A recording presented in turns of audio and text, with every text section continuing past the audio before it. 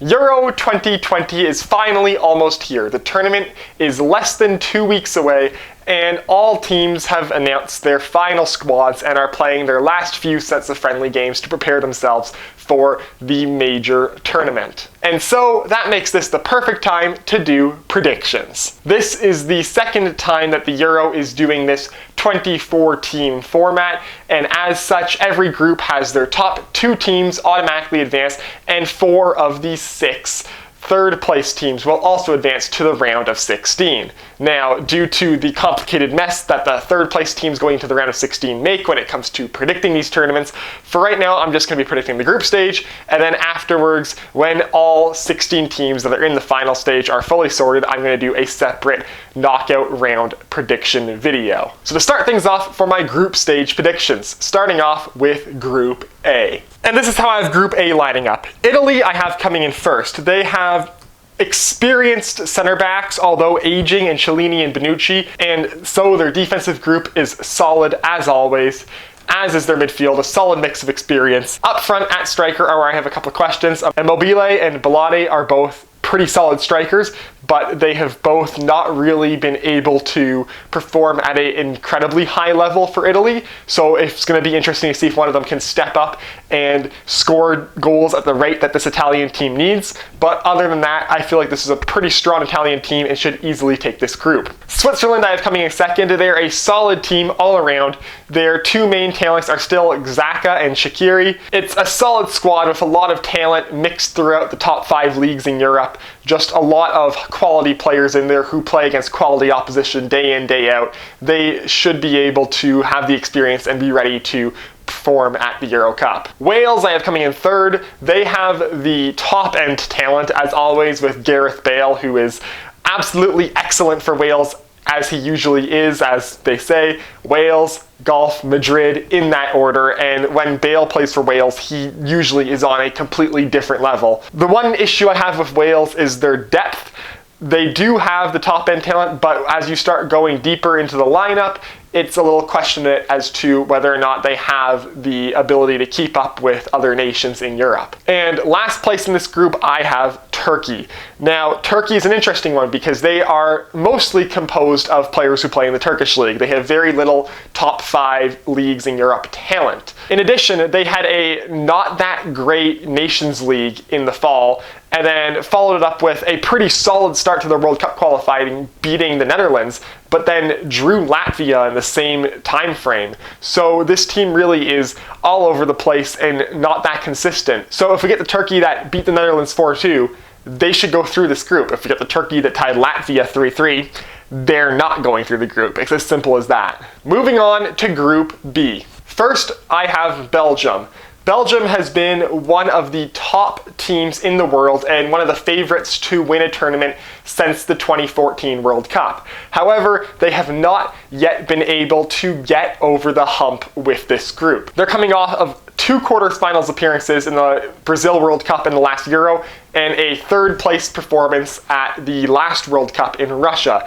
And for this core, this golden generation for Belgium, this is coming up to one of the last opportunities that they're going to have to win a major tournament, as most of the players that built up this generation's core are now nearing or on the wrong side of 30. So time is starting to run out, and if this Belgian golden generation wants a major trophy to show for being at the top of the FIFA World Rankings consistently for several years now, this is probably one of their best chances to do it. Second place, I have Denmark. The Danish team is coming off of some very good form from the Nations League in the fall and then the first round of World Cup qualifiers in the spring. They have another team like Switzerland, but probably better than Switzerland, that's solid, all-around squad built up of quite a few players who play in the top 5 leagues all around Europe. My one issue with them is they might have some trouble scoring. Right now, Eriksen is the main threat from the midfield, but they need a striker to step up and be the big guy in the tournament who can get them the goals when they crucially need it. In third, I have Russia, but this one is very easily able to change because Russia in this tournament has 2 of their 3 games at home, and as we saw in the 2018 World Cup, the Russian team can perform at home.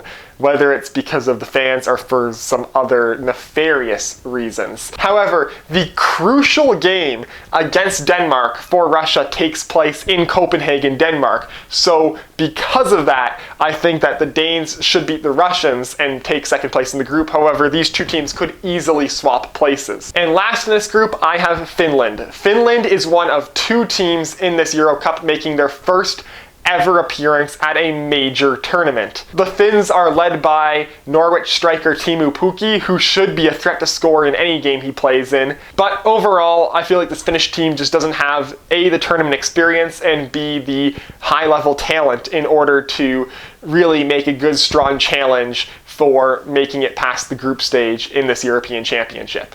Group C, and first we have the Netherlands. The Netherlands are back at the Euro Cup after failing to qualify in 2016. They have some exciting new young players added to their squad, most notably De Ligt and Frenkie de Jong. They're an exciting national team that's young and just exiting their retool time where they're turning from the old guard to newer, more exciting players. And this is their first Euro Cup with this younger group. So they're an exciting young team to watch. I don't think they're going to be a contender to win the tournament just yet with this generation of players, but they definitely are good enough that they should be able to handily win this group. Now, second and third is a toss-up, in my opinion, between Ukraine and Austria. Ukraine had a fantastic qualifying phase for this European Championship where they topped their group, which contained Portugal. However, they had a very poor Nations League in the fall in League A, and also a rough start to the World Cup qualifiers in March. However, due to the fact that they recently have more experience playing against higher quality teams, playing in League A in the Nations League as opposed to Austria's League B, and the fact that they were so dominant in qualifying, I'm giving them the slight edge over Austria. Austria, on the other hand, was fantastic in their Nations League group, winning their group in League B, gaining promotion. However, their early form in the World Cup qualifiers is not overly promising, and in terms of strikers, none of their strikers are truly in superb form going into this tournament. Sabitzer has been consistent with RB Leipzig but hasn't really pushed past the 8-9 goals per season mark, and Arnautovic has left Europe, currently playing in the Chinese Super League, so who knows how he's going to be back against European competition. And last in this group, I have the other first-time major tournament contender, along with Finland, North Macedonia. North Macedonia are the surprise entrants to this Euro and are coming off of a World Cup qualifying window in March where they beat Germany. However, in the fall, they were in Nations League League C and failed to win promotion, losing out to Armenia. So while this team obviously has potential there, I'm chalking up that win against Germany as more of a fluke.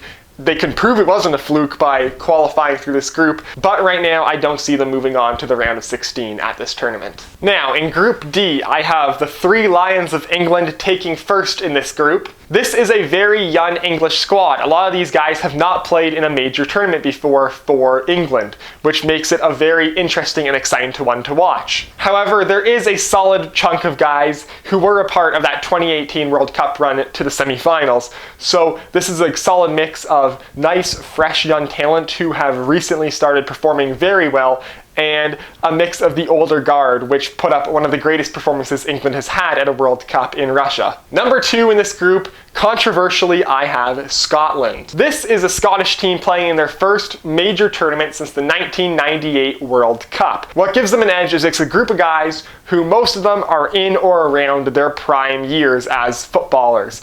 And in addition, they actually have 2 home matches in this group stage, which should give them a bit of an edge being in front of fans in Scotland, in front of their own fans in their first major tournament since '98. This is a team that has a lot of passion and is really excited to be at a Euro.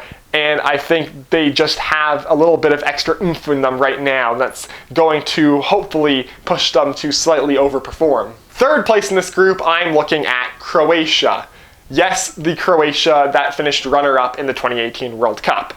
Reason is this team is not the same team that Croatia was. The core of that team was just at the end of their prime years when that run happened. And now we're looking at a Croatian team where Luka Modric is now 35, Ivan Perisic is now 32, Rakitic and Mandzukic have both retired from the national team. Those were the core 4 guys for that run in 2018, and 2 of them are done with the national team. And while new guys are obviously in the squad to replace them, they're not at the talent level that Mandzukic or Rakitic were at. So this Croatia team is on a bit of a decline right now, and because of just the way this team is aging and who's retiring and whatnot, I don't see the magic of 2018 happening again. And in last place in this group, I have the Czech Republic. They just overall don't have the talent that the rest of the teams in this group have. They are a very stingy team defensively, but when it comes to scoring goals, they really don't have very many options. And this is a group where it's going to be difficult to find many goals for them. So I just don't see them being able to find the offense necessary to get the goals required to move on to the round of 16. In Group E, first place we have Spain.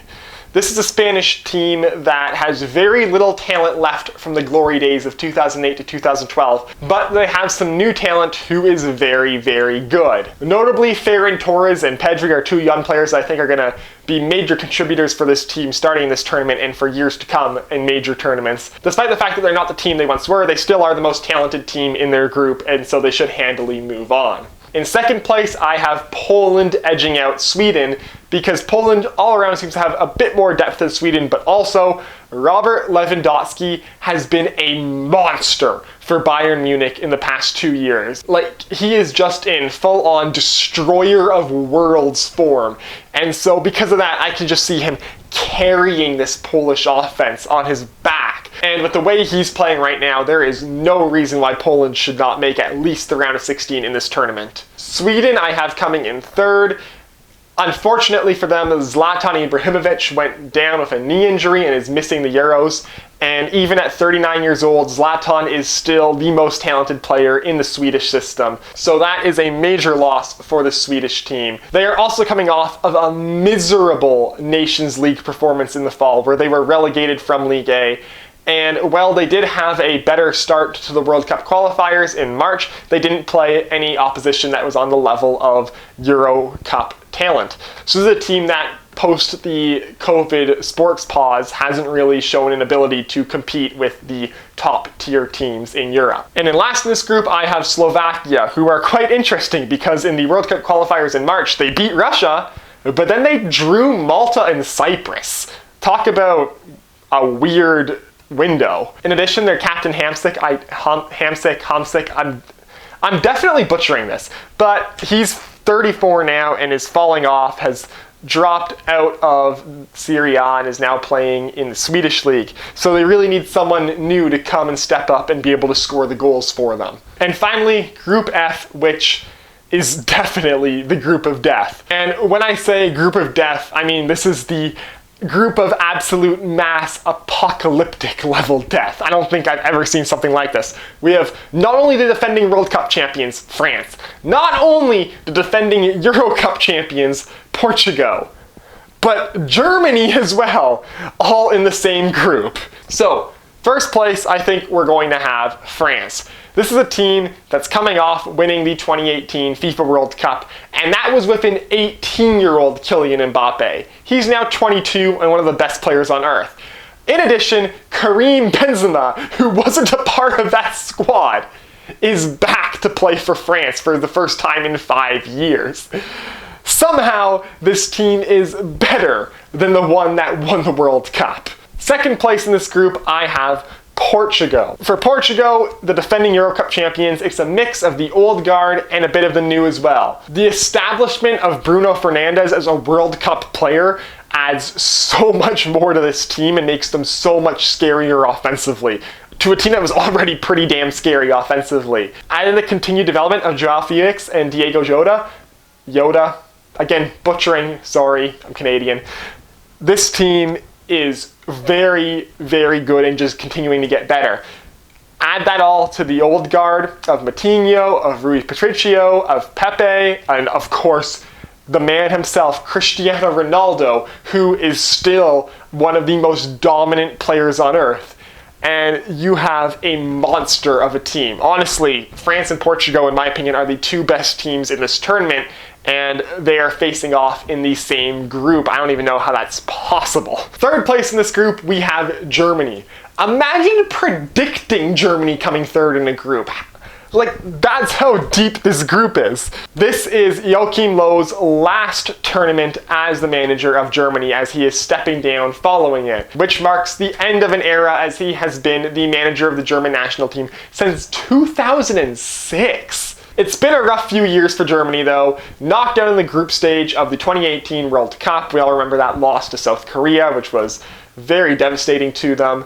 And then they had the Nations League in the fall, where they lost 6-0 to Spain, just adding insult to injury. And then following that, in the first round of World Cup qualifiers in March, a 2-1 loss at home to North Macedonia. All that combines to a German team coming in here with confidence that's a lot lower than the German teams usually come into these tournaments with. On paper, this team is still really good, but they just don't have the top-end talent that both France and Portugal have, so I don't see them finishing above either of them in this group. And last in this group, I have Hungary. What a massive L Hungary took in the draw for this tournament. Like, not only are you drawn into the group of death, but it's the group of super death. Just incredibly unfortunate for Hungary. This is a team that would have been hard pressed in any group really to go ahead and make the round of 16, but it would have been possible in another group. In this group, it literally does not seem possible for Hungary to make the round of 16. Like, that, it would need to be catastrophic for one of the other three teams in this group for Hungary to accomplish that. So for Hungary, for this tournament, I think you just look at the draw and you take the L and you say, honestly, what can you do about that one? So that's how I think the groups are going to turn out. Third place finishers. 4 of these 6 third place teams are going to move on to the round of 16. And in my book, they are Russia, Croatia, Sweden, Germany. Reasoning behind that is I think all of these teams are going to be able to pick up for sure at least 1 win. Whereas I can see Wales very easily finishing on 2 points, drawing Switzerland or Turkey, or finishing on 1 point, and like these 2 teams both finishing last with 1 point. Austria I think has a solid chance at it, but just if I had to pick from these 5 remaining teams, which one is the lowest ranked in my opinion, I'd go with Austria, and so for that reason I'm picking them out. Being in the same group as North Macedonia gives them a solid chance because they could pick up the 3 points there, but also North Macedonia has shown the ability to surprise, so that might not be as easy a game for the Austrians as they may think. So with that, the 16 teams I see advancing past the group stage in the Euro Cup are Italy, Switzerland, Belgium, Denmark, Russia, Netherlands, Ukraine, England, Scotland, Croatia, Spain, Poland, Sweden, France, Portugal, Germany. That's my predictions for the 2020 Euro Cup group stage. Let me know down below in the comments what you think the group stage is going to be like in this Euro Cup and what you think of my predictions. And as always, that does it for this video. If you liked it, hit like. If you want to see more of my stuff, hit subscribe. Follow me on Twitter. Link is down below in the description, and I will see you next time.